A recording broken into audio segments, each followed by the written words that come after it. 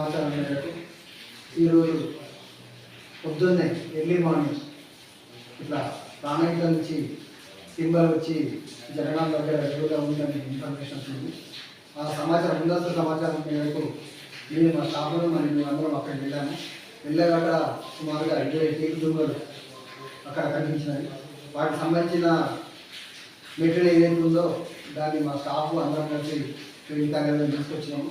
అవి మొత్తం లెక్కించగా 20 దుంగలుగా కనిపించినాయి. దాని వాల్యూ సుమారుగా 3,70,000 వరకు ఉంది.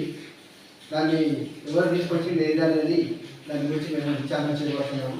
దాని ప్రకారం మేము ఆ టింబర్ పైన కేసు బుక్ చేసి ఫైర్ పంపించడం జరిగింది, కేసు బుక్ చేయడం జరిగింది.